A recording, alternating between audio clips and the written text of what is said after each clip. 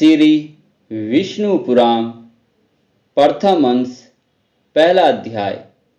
श्री सूत जी बोले, मैत्र जी ने नित्य कर्मों से निर्मित हुए मुनिवर पराशर जी को प्रणाम कर एवं उनके चरण छूकर पूछा, हे गुरुदेव, मैंने आपकी ही संपूर्ण वेद वेदांग और सकल धर्मशास्त्रों का क्रमशः अध्ययन किया है। हे मुनि श्रेष्ठ, आपकी कृपा से मेरे विपक्षी भी मेरे लिए यह नहीं कह सकेंगे कि मैंने संपूर्ण शास्त्रों के अभ्यास में परिश्रम नहीं किया। हे धर्मज्ञ, हे महाभाग, अब मैं आपके मुखार विंद से यह सुनना चाहता हूँ कि यह जगत किस प्रकार उत्पन्न हुआ और आगे भी दूसरे कल्प के आरंभ में कैसे होगा, तथा हे ब्राह्मण, इस संसार का उपादान कारण क्या है, यह संपूर्ण चराचर किसने उत्पन्न हुआ है, यह पहले किसमें लीन था और आगे किसमें लीन हो जाएगा।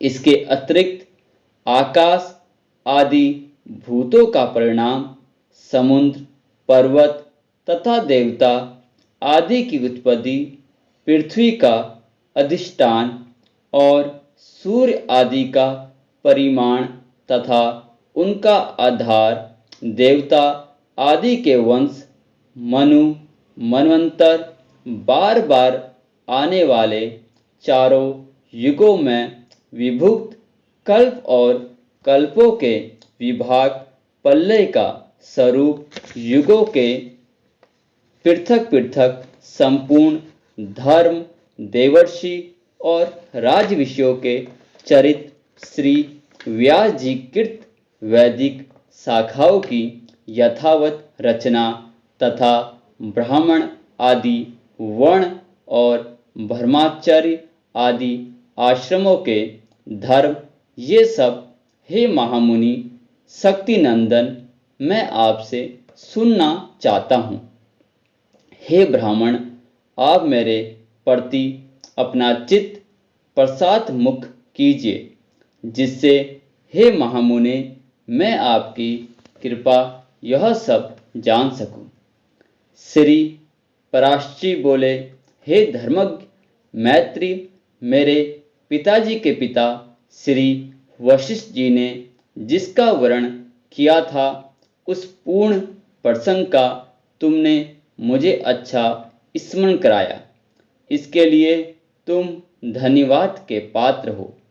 हे मैत्री, जब मैंने सुना कि पिताजी को विश्वामित्र की प्रेरणा से राक्षस ने खा लिया है, तो मुझको बड़ा भारी क्रोध हुआ। तब राक्षसों का ध्वंस करने के लिए मैंने यज्ञ करना आरंभ किया। उस यज्ञ में सैकड़ों राक्षस जलकर भस्म हो गए। इस प्रकार उन राक्षसों को सर्वदा नष्ट होते देख मेरे महाभाग पितामह वशिष्ठ जी मुझसे बोले, हे वत्स, अत्यंत क्रोध करना ठीक नहीं, अब इसे शांत करो। राक्षसों का कुछ भी अपराध नहीं है। तुम्हारे पिता के लिए तो ऐसा ही होना था। क्रोध तो मूर्खों को ही हुआ करता है, विचारवानों को भला कैसे हो सकता है। भैया, भला कौन किसी को मारता है। पुरुष स्वयं ही अपने किए का फल भोगता है। हे प्रियवर, यह क्रोध तो मनुष्य के अत्यंत कष्ट से सचित यश और तप का भी प्रबल नाशक है। हे तात, इस लोक और परलोक दोनों को बिगाड़ने वाले इस क्रोध का महर्षि सर्वदा त्याग करते हैं, इसलिए तू इसके वशीभूत मत हो। अब इन बेचारे निरपराध राक्षसों को दग्ध करने से कोई लाभ नहीं।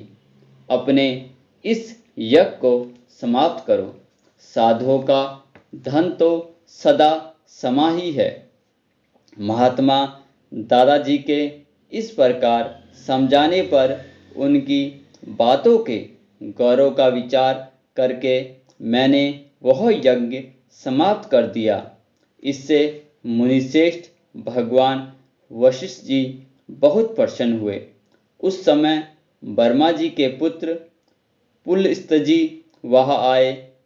हे मैत्र पितामह वशिष्ठ जी ने उन्हें अधय दिया। तब वे महर्षि पुलह के ज्येष्ठ भ्राता महाभाग पुलस्त्य जी आसन ग्रहण करके मुझसे बोले। पुल स्त्री बोले, तुमने चित्त में बड़ा वैर भाव रहने भी अपने बड़े बूढ़े वशिष्ठ जी के कहने से क्षमा स्वीकार की है, इसलिए तुम संपूर्ण शास्त्रों के ज्ञाता होंगे। हे महाभाग, अत्यंत क्रोधित होने पर भी तुमने मेरी संतान का सर्वदा मूलोच्छेद नहीं किया। अतः मैं तुम्हें एक और उत्तम वर देता हूँ। हे वत्स, तुम पुराण संहिता के वक्ता होंगे और देवताओं के यथार्थ स्वरूप को जानोगे तथा मेरे प्रसाद से तुम्हारी निर्मल बुद्धि, प्रवृत्ति और निर्वित भोग और मोक्ष के उत्पन्न करने वाले कर्मों में निसंदेह हो जाएगी। पुलस्त्य जी के इस तरह कहने के अनंतर फिर मेरे पितामह भगवान वशिष्ठ जी बोले, पुलस्त्य जी को कुछ कहा है वह सभी सत्य होगा। हे मैत्र, इस प्रकार पूर्ण काल में बुद्धिमान वशिष्ठ जी और पुलस्त्य जी जो कुछ कहा था वह सब तुम्हारे प्रसन्न से मुझे स्मरण हो आया है। अतः हे मैत्र, तुम्हारे पूछने से मैं उस संपूर्ण पुराण संहिता को तुम्हें सुनाता हूँ। तुम उसे भली प्रकार ध्यान देकर सुनो। यह जगत विष्णु से उत्पन्न हुआ है, उन्हीं में स्थित है। वे ही इसकी स्थिति और लय के कर्ता है तथा यह जगत भी वही है। इति विष्णु पुराण प्रथम अध्याय समाप्तम।